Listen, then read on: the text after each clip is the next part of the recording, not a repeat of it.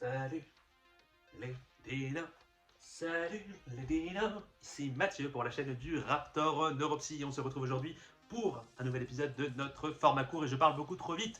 Au menu du jour, le burn-out en 3 minutes. Let's go.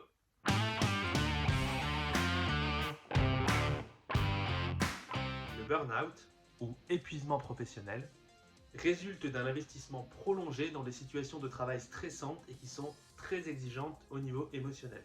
Il se caractérise par une dégradation de notre rapport au travail à travers 3 dimensions: épuisement émotionnel, cynisme vis-à-vis du travail et diminution de l'accomplissement personnel au travail.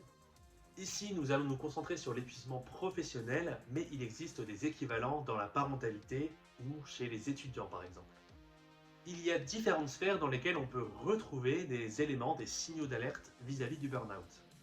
Attention toutefois, car ce que je vais dire ici n'est pas exhaustif, et puis on peut retrouver certains de ces symptômes dans d'autres tableaux cliniques. Au niveau émotionnel, on peut retrouver des choses comme l'anxiété ou des sentiments, des sensations de tension que l'on va retrouver au niveau musculaire, mais c'est aussi une tristesse de l'humeur, de l'irritabilité, voire parfois plutôt une absence d'émotion. Des difficultés, des gènes peuvent aussi émerger au niveau cognitif avec des difficultés en mémoire, pour la concentration, pour l'organisation, ce qui peut mettre à mal les missions qu'on doit accomplir au travail justement. Oui, allô, le cercle vicieux? Ouais, oui, c'est de toi dont je voulais parler. Oh, c'est nul. Dans les comportements et les relations, lorsqu'on est confronté à un burn-out, on peut aussi retrouver différents symptômes, différents éléments d'alerte. Un repli sur soi, éventuellement une baisse de l'empathie, ça peut être aussi de l'agressivité. Aussi, des conduites addictives peuvent être remarquées. Et logiquement, la motivation aussi va en prendre un sacré coup. Avec un désengagement progressif du travail, nos valeurs pouvant être touchées et effritées, ce qui n'est évidemment jamais bon signe.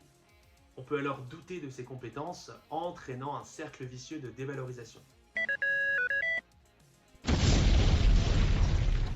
Enfin, au niveau de la santé physique, le burn-out peut être associé à des troubles du sommeil, des douleurs, des troubles musculo-squelettiques ou encore des troubles digestifs.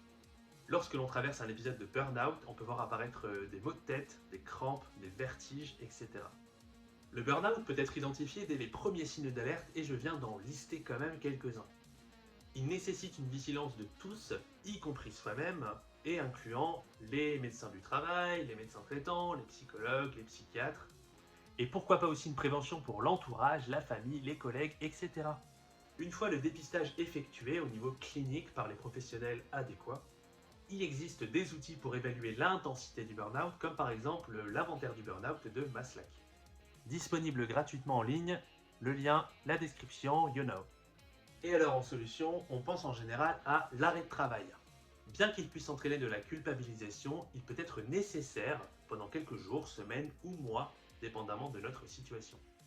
D'autres pistes sont alors intéressantes comme la psychothérapie, certains traitements médicamenteux, pourquoi pas aussi la méditation de pleine conscience ou encore l'apprentissage de techniques pour gérer le stress, les émotions, etc. On en a terminé pour aujourd'hui. À retenir concernant le burn-out, vigilance, prévention et repos. Quant à nous, on se retrouve très bientôt pour un nouvel épisode. D'ici là, n'hésitez pas à me donner votre avis, vous abonner, partager et aller sur notre site internet raptorneuropsy.com. On se retrouve très vite. Ciao!